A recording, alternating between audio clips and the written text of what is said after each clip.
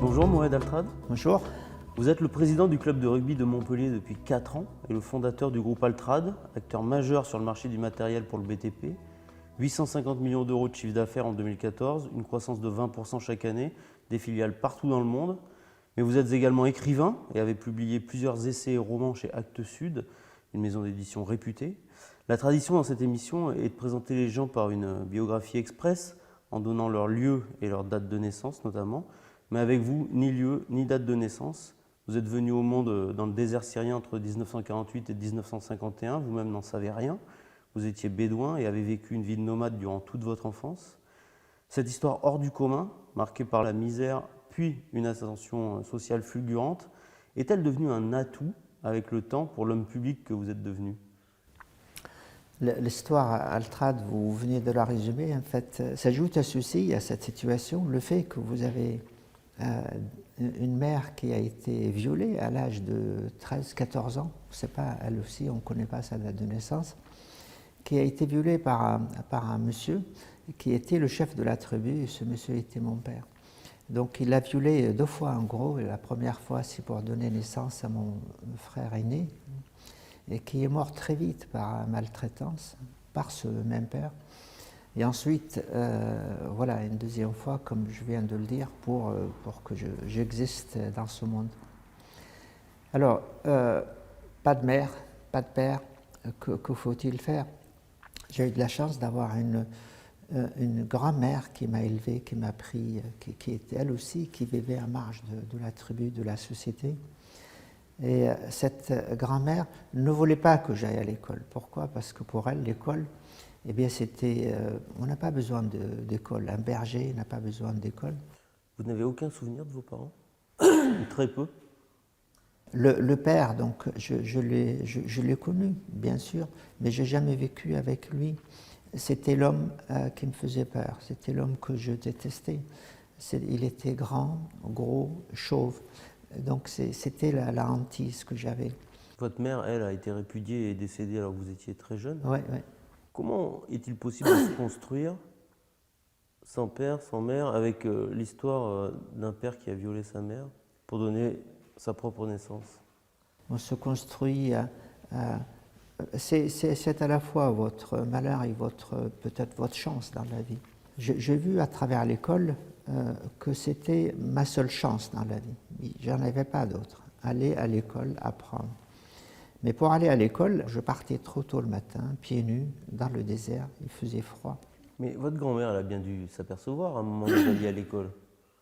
Oui, et c'était pas sans conséquence. Il y avait des punitions, il y avait des choses comme ça. Quand on n'a pas de repère aussi basique qu'une date de naissance ou un lieu de naissance, cela implique quoi sur sa vie d'homme, même aujourd'hui? Ça vous donne une instabilité totale, mais dans le même, si vous voulez, si vous arrivez à vivre dans cette instabilité, ben ça devient une force. Pourquoi? Parce que vous pouvez retomber sur vos pieds à tout moment. Vous détenez désormais un passeport français. Sur un passeport, il y a justement une date de naissance, un lieu de naissance. Il est écrit quoi sur ce passeport? Eh bien, il est écrit 3 années de naissance, 1948, 1951 et 1955. Mais il n'y a pas le jour, il n'y a pas le mois. Donc avec mes enfants, ils ont tiré au sort pour trouver une date de naissance, enfin un jour d'anniversaire. C'est tombé le 9 mars. Donc. Vous êtes très riche aujourd'hui, vous existez socialement, vous avez une femme, 5 enfants. Est-ce que pour autant, vous pouvez être tout à fait un homme heureux? Non, il y a des blessures. Est-ce que le bonheur peut coexister avec les blessures? Je ne sais pas. Mais je me réveille le matin, je suis bien dans ma peau, je suis bien dans mes baskets. J'avance, si vous voulez. En fin de journée, j'ai l'impression que j'ai accompli des choses. En 2015, le célèbre magazine américain Forbes vous a consacré milliardaire. Oui. Ça vous fait quoi, ça? Oui.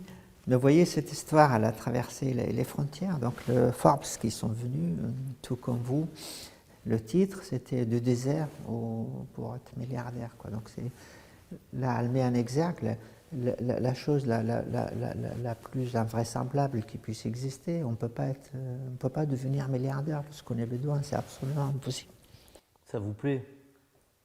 Oui, je ne sais pas. Vous m'amenez à mettre des mots sur les choses. On a le droit de prendre un plaisir Ouais.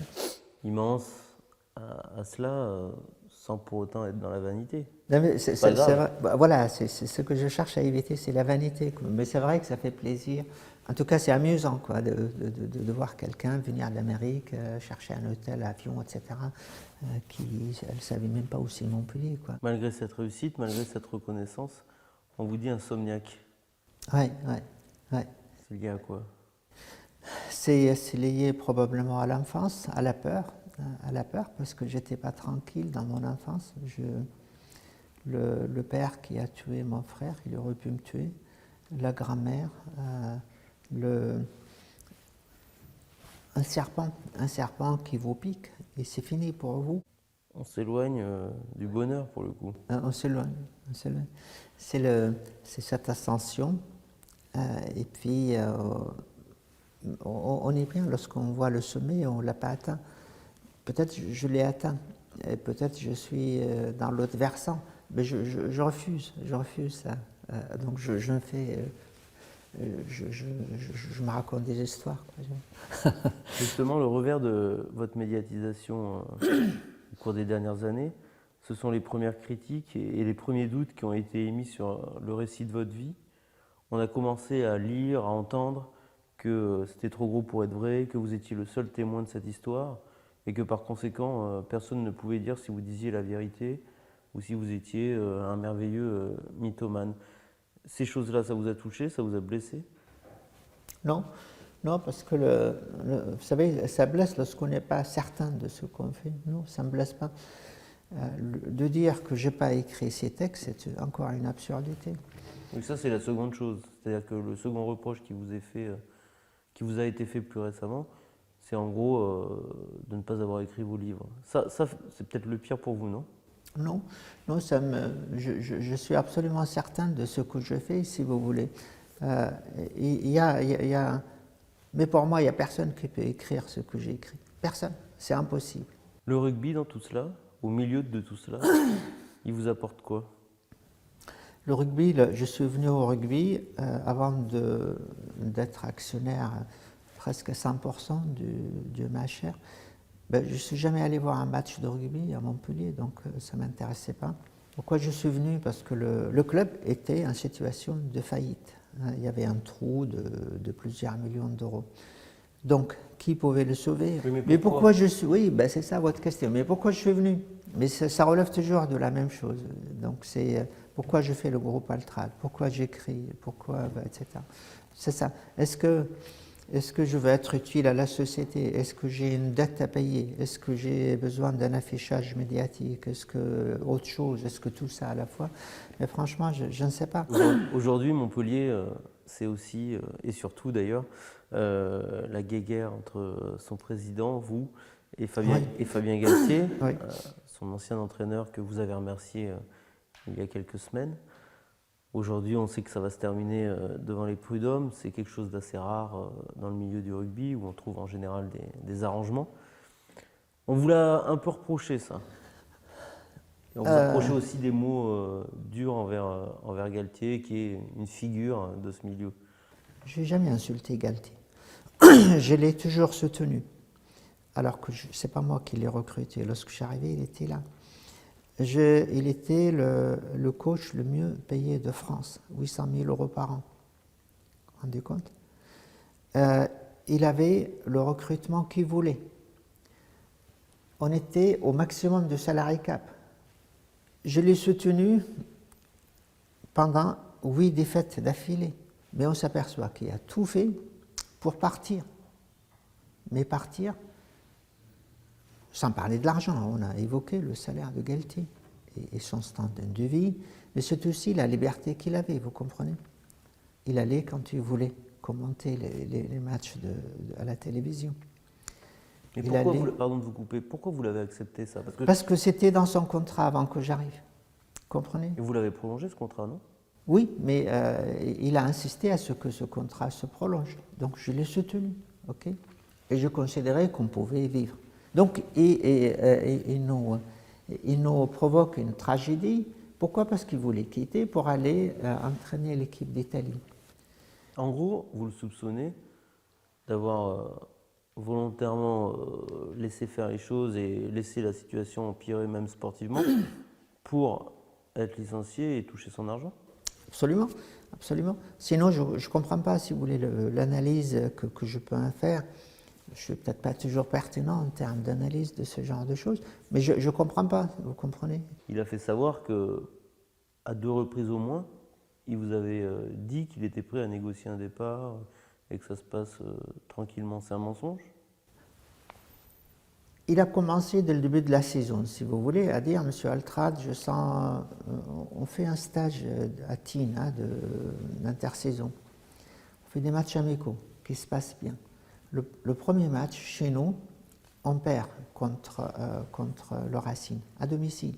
Tout de suite après ce match, il me dit, Monsieur Altrad, je ne sens plus l'équipe, je ne prends plus mon pied, je ne suis pas bien.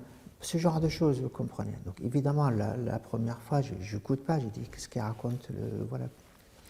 Donc après, ça se répète, et tous les jours, pratiquement toutes les semaines, il me dit, trouvez quelqu'un, trouvez quelqu'un, trouvez quelqu'un. Mais d'accord, on trouve quelqu'un. Rappelez-vous, on vient de renouveler le contrat. On vient de le renouveler. Au bout de la 8e défaite d'affilée, ben, j'ai arrêté. Mais dites-moi, dans l'histoire de rugby, quelle équipe, quel que soit son niveau, qui a perdu 8 fois d'affilée? Ça n'existe pas.